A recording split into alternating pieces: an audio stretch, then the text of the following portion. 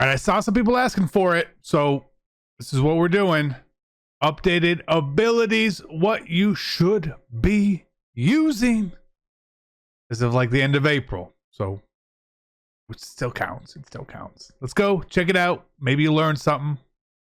Maybe you don't. Maybe you're just super smart. I don't know. Are you trying to build the best team in Madden? Well, head on over to instantmuckcoins.com to avoid the packs, save some racks. Link is in the description below. Use code CC now for 20% off. Hey, what is going on, Madden family? We are here talking abilities in Madden 21. The good, the bad, more so the good is what I want to focus on today. If you're new to the channel, please do consider subscribing. You can be like my guy, Jack, right here. Shout out to him. Awesome guy, I guess. I don't know. He's just a recent subscriber. As well, if you enjoyed the video, please drop a like for me. It does help me out, but we're going to go into this and see what we can talk about today and see what we can figure out a little bit here, okay? So, some of the stuff is just, I'm just going to refresh on points for you guys. One, I do like using Edge Protector on my tackles. Two, I like using post up on my interior lineman. If you can only use one post up, you use them on your center. Otherwise, use them on the guards. That's fine. Again, I also find identifier very, very helpful for myself. Not everyone does, but that's kind of like the offensive line. That's right there. We're going to talk about some guys. Now, I don't have all the abilities on this team. We have two teams. You guys know that. One of the tight end abilities I want to talk about is tank. Okay. Now, I like using it, but it is 3 AP on like possession tight ends and stuff here. Like Travis Kelce is a vertical threat. Doesn't get it. Jeremy Shockey does. Same thing with Shannon Sharp. I just like Shockey more with it. So it's good. It's very helpful at times, especially when you're playing a very hit sticky type player. You break hit sticks the first time. It's cool. It works well. For 3 AP, is it worth it for you? I don't know. 3 AP is a lot. It's more of a next gen ability in my opinion. I also was testing out red zone threat this weekend. Did not like this really, even for 1 AP. There were definitely moments where he didn't catch the ball. In fact, the ball got picked. Maybe he didn't fully animate, stuff like that. Otherwise, route tech, I know people still like to use on some of their tight ends and stuff, or these mid in, mid out, deep in, deep outs. All that does work. It does work well, especially if you can use them for 1 AP. Find a receiver, find a tight end. You can use your outs and your ins for 1 AP on. Don't pay more than that. I wouldn't. Matchup Nightmare, again, does work. Again, 2 AP though.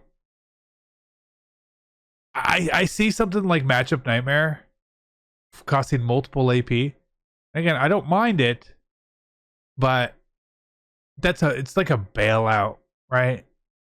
I don't love a bailout personally. So we see here he can't even get tank here, but Shockey can.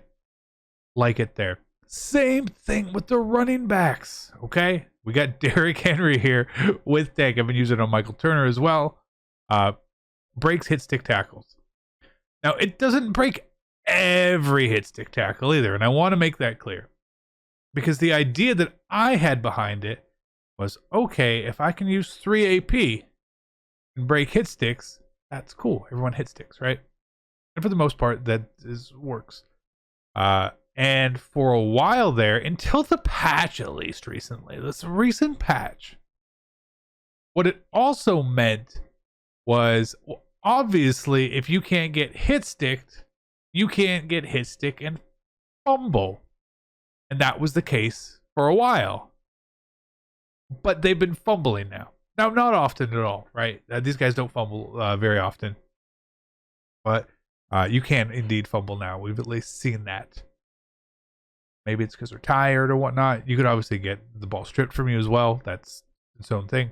But I still like it. Again, I think it's a better thing on next gen. I think offensively on current gen, you need to spread your AP out. But I've been using this. I do like it. It can be a real pain sometimes to play against, for sure. Especially with someone who knows how to shoot the run. They always like you instinctively want to hit stick someone and then just bounce off. It's kind of annoying. But a lot of people are indeed using that. Bruiser and stuff like that is still good. It has its purpose. I get it. I would just use Bulldozer personally. I'm not a stiff arm kind of person. Save my 1 AP there. But it's good. I mean, it's good. It's good. Now we get to the quarterbacks here. Obviously, what we're been rocking. And what I would recommend people normally rock if you're going to be passing is Inside Deadeye Gunslinger Hot Rod Master. Inside Deadeye is really good. It's not perfect. I know it's glitched. There's definitely ways where you get bad passes, especially with pressure. When you are under pressure, you are going to get a bad pass still, regardless. But you can make passes on the run. You can do all sorts of cool stuff with it. But it's not as good on current gen as well. Let me say that it's not as good as current gen. Next gen, it's really good. Gen not as good. But if you can get it for 1 AP, you have the room. Hey, why not try it, right? Additionally, Gunslinger Heartmaster, we all know about that stuff. Some of the other stuff that I've seen people be using, still, people like Conductor is fine. Protected, still, in my opinion, does not work. I do not see people really light up. I don't see it helping me a whole lot.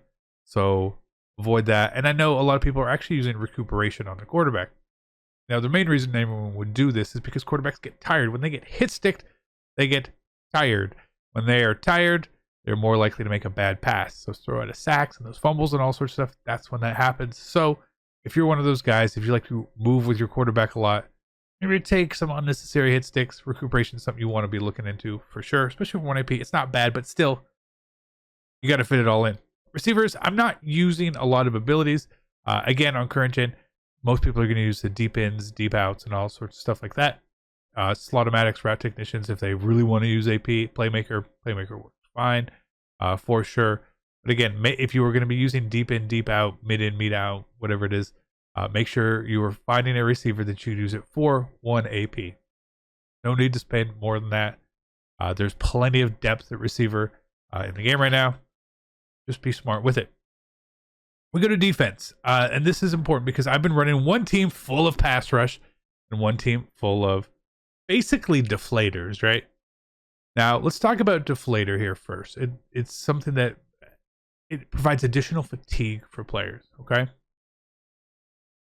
While it is true, it's not fumbles and bunches. Now, I've seen people use Enforcer, right? Enforcer and Deflator together.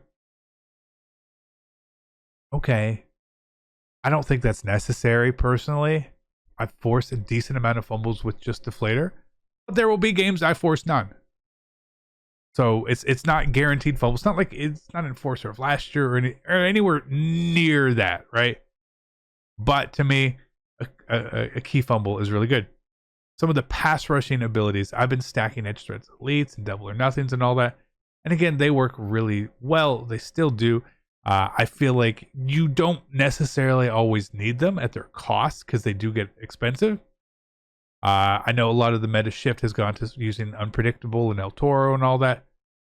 Again, those are much cheaper options. If you wanted to use a wide variety of abilities, I suggest using the Unpredictables and El Toros on your pass rushers, using just deflators there, and then using Acrobats at CB. Acrobat is still really good. It is way better on old gen as well. It's almost a must, right? If I was playing consistently over there, I would have Acrobats for sure. Maybe a deflator here too. Right? It is very helpful at times. But I would really spread it out. Whereas on next gen, I really have just gone all in on like one thing on each of these teams. And the team with the deflators does better.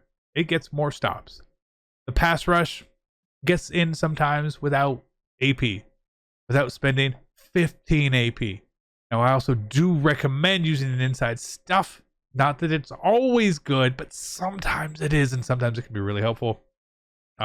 If you're less worried about outside the 20s, you know, you're only worried about inside the 20s, you use goal line stuff. That actually works really well too.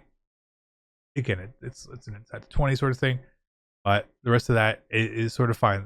The abilities out here, they work. It just depends on, is it worth 5? Is Edge Threat Elite worth 4? Is double or nothing here worth 4? Is it worth 4? I don't think it's worth 4. Not to me. Maybe to you. Maybe people get pressure. People try to all sorts of combinations of abilities. Some of those other manual pass rush stuff like Swim Club and stuff I've never really seen work. I ran all of them on Derek Thomas for like an entire weekend, and he got like no extra pressure whatsoever. But do try things out for sure. I still really do like Run Stopper for 1 AP. That hasn't changed at all. Just so throwing that one out there. I still like that. Okay, still like it. 1 AP, cool. Just one. Don't do it on more than one. You don't need it on. You don't spend more than 1 AP on it, right? But the rest of the stuff is pretty standard. We've come through a lot of these abilities. We've tried a lot of different combinations. You have 15 ability points. Make sure you use them wisely. Make sure you know you're putting people in the right spot, right? Now, I will say, mid-zone KO, everyone was so high up on that one before. And everyone's like, it doesn't really work as well. I'll tell you where it still does work. People in mid-zones, okay? So if you have someone who you're putting into a hook curl or a vert hook or a mid-read zone, consistently, it's still pretty good, okay? They will bait some passes for you. So mid-zone still works in mid-zone. It doesn't work in deep, really. It doesn't work in flats. But in the mid-zones, it still is good. If you want to use it, by all means, go for it. Again, someone like Eric Berry here, who's a hybrid safety. Let's get a point here for him. And we'll find here that mid-zone still works. Again, get it as cheap as you can, please. By all means. It does work. Okay? So I want to leave you guys there. That's my opinions on these. If you guys have any abilities that you feel like are super good for you, please put them in the comment section below for everyone else. Everyone can try them, test them out. I've been trying to test as much as I can through all these weekends, trying to see what is really the best. And I don't think there's like a clear cut. You have to be using these things outside of like some quarterback abilities, right? So it's just all up to your play style. Make sure you match your play style with your abilities and you maximize it. If you were a blitzer, maybe you don't need pass rush abilities. If you're rushing 2, maybe you want to have pass rush abilities on those guys and make sure that the people you are doing, I see it too often. People will spy someone with an ability for pass rush. It's like, what are you doing? Why? Why would you put a spy on someone with double or nothing? I don't get it. That doesn't make any sense. Maximize your ability points. Please, please, please, please. We have seen less and less one step aheads, which makes sense. And then there's film study, which does work. Don't get me wrong. And it works, and it's 7 AP, and it is pricey. And I like it. I liked using it. It was helpful for sure. But I could get more, I feel like, out of it. If we had like 20 AP, I would use film study. Maybe even like 17. 17 AP I would use film study, but 15 it just feels just too much. So hopefully this helps you guys. Be great. Good luck, and I'll catch you guys next time. I'm out. Peace.